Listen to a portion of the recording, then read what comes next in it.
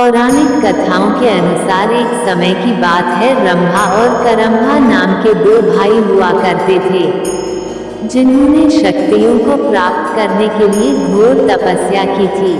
उनकी तपस्या देखकर इंद्र को अपने राजपाट छीनने का खतरा महसूस हुआ और फिर इंद्र ने कुछ देवताओं के साथ मिलकर एक भाई को मार डाला, जिसका नाम करम्भा था।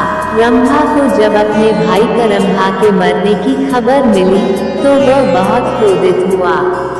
इससे रंभा में बदले की आग लग गई और इसलिए वह अपनी तपस्या में और कठोर हो गया।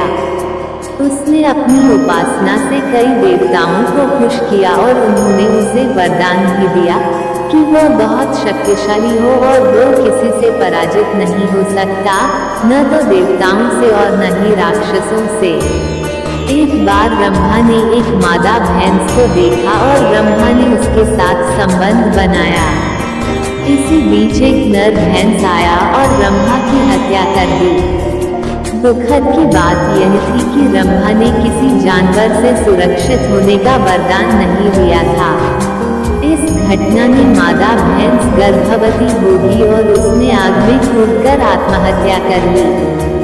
जिस क्षण वह आग में कूदी, उसी समय आग से आधा भैंस और आधा मानव बाहर आया, जिसका नाम महिषासुर पड़ा। महिषासुर ने देवताओं और दैत्यों को पराजित किया। उसने देवलोक पर हमला कर उस पर कब्जा कर लिया और सभी देवताओं को बाहर निकाल दिया। सभी देवता ब्रह्मा जी के पास गए। ब्रह्मा जी उन सबको विष्णु जी और शिव जी से मिलवाया। देवताओं ने विनाशकारी महिषासुर द्वारा उनके ऊपर किया गया अत्याचार बताया, जिसे सुनकर त्रिमूर्ति को बहुत क्रोध आया।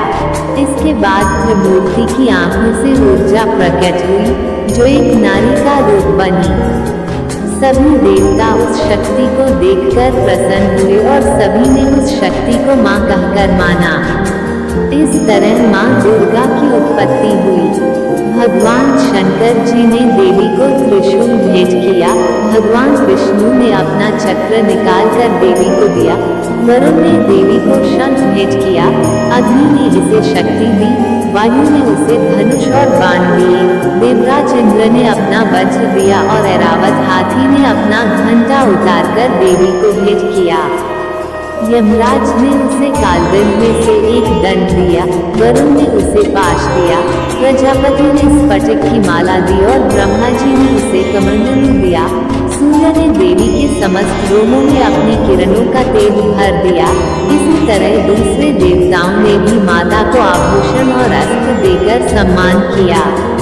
अंत में पहाड़ों के देवता हिमालय ने उन्हें सवारी करने के लिए एक बाघ दिया और उनका नाम महादेवी दुर्गा रखा गया।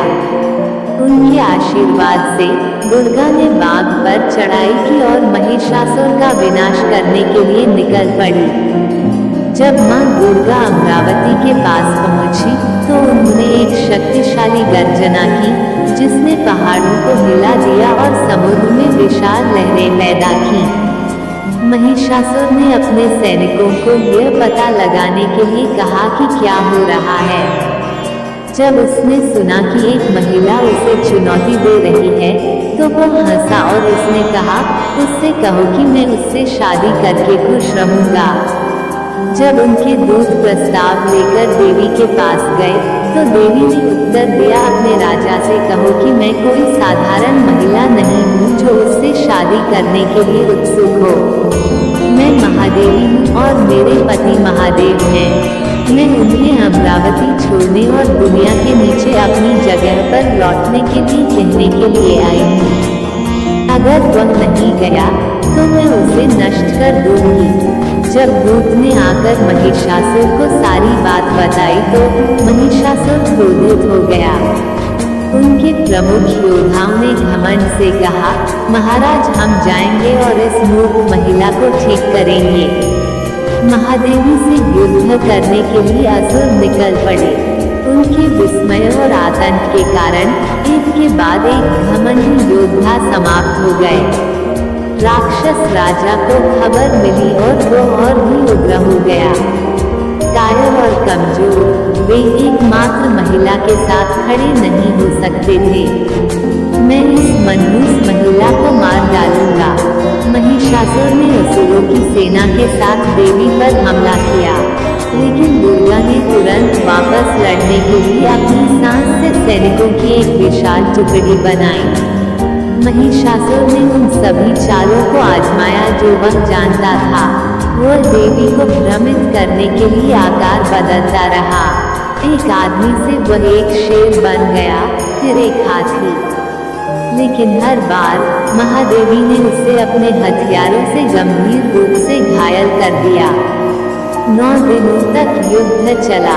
अंत में देवी ने असुर को मार डाला, जिसने फिर से एक विशाल भैंस का रूप ले लिया था।